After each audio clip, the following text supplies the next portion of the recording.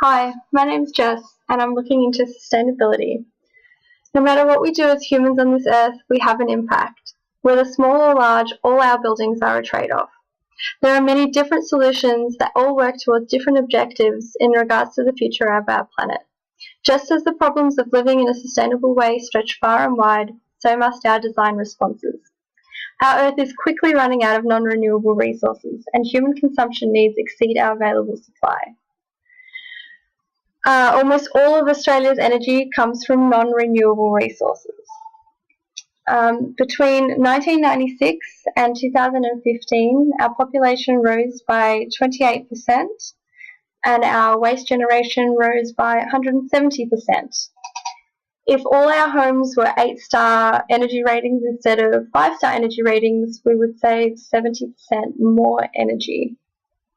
So when looking at this in terms of my research, I wanted to find out people's attitudes towards it, and so I asked how important is sustainability to you, with most people finding it quite important and most people willing to pay more upfront in order to have savings in the long run.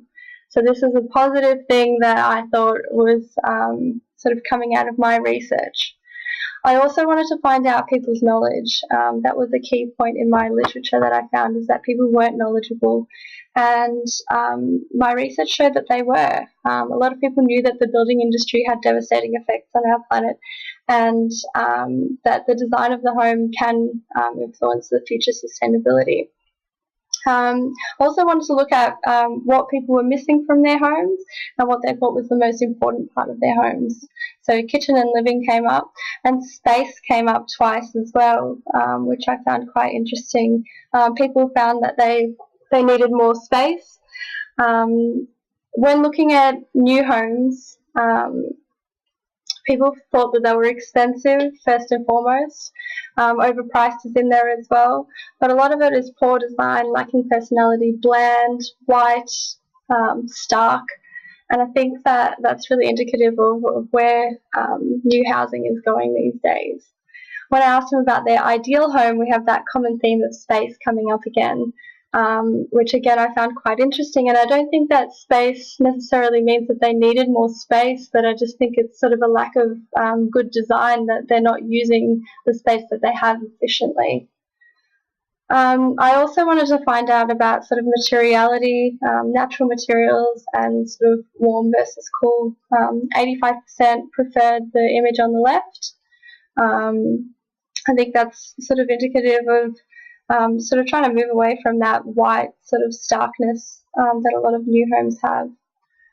The Australian Zero Emissions House Project. So this was built in Victoria in 2004, I believe, and it is the first zero emissions home to be built for the for volume builders, so for the mass market. I think it's sort of a good example of what I'm trying to achieve in my designs. There are a lot of alternative building methods available, and I just sort of want to make the point that in order to be sustainable, we can use the materials that we have, and we don't have to, build an earth ship or something out of clay and straw or a tiny house to be sustainable. Robin Boyd was my guru, and the reason that I chose him is because I do like a lot of his design principles of the use of natural materials, simplistic, modernist kind of style. And I felt like I needed someone sort of inspiring me to sort of have a direction in my design. I felt that sustainability wasn't enough of a theme to sort of lead me in a direction. I also like merchant builders. I like how they were trying to sort of build timeless sort of designs that brought well-designed homes to the masses. A lot of designs of the mid-century sort of style were trying to get well-designed homes to more people and make it more available by putting them, the image on the left is from Women's Weekly magazine, so anyone could build these well-designed, architecturally designed homes. In Geelong, we have a few mid-century homes that I've been looking into. Again, I like the timelessness of it, especially the bottom right. I feel like you could look at that and that could have been designed yesterday. or even the living areas of those ones. They're mostly sort of as they are now. Armstrong Creek, that's where I'm looking at building for my assignment. It's the biggest land development in Victoria's history, and they have years of development still to go there.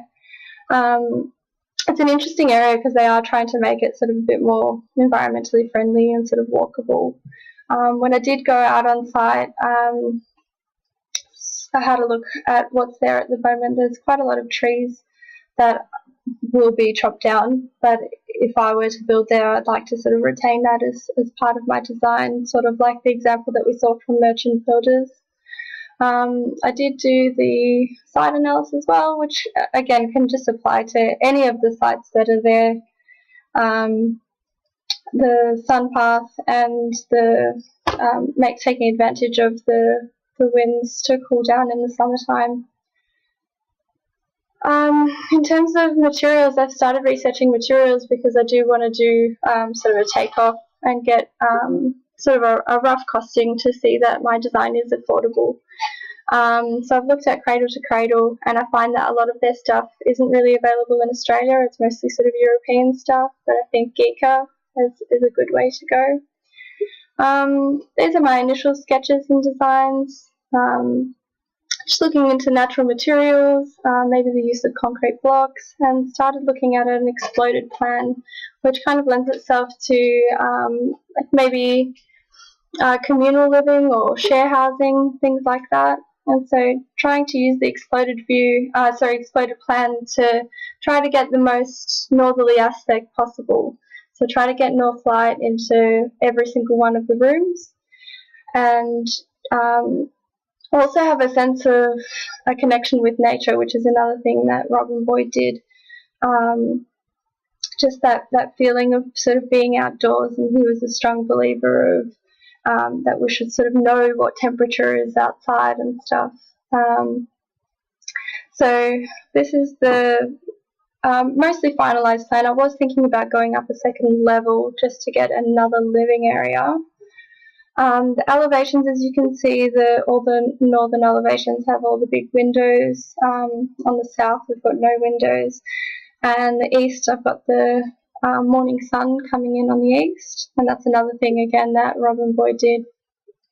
He looked at having the sun coming in the east windows into the bedrooms.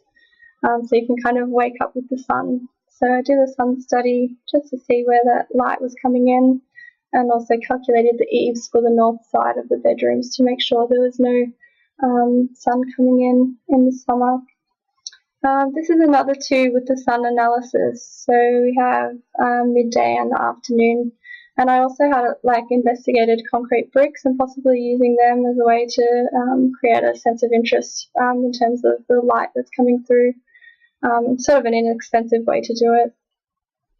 This is some renders of outside of the living area and coming into that space between the bedrooms and the living area.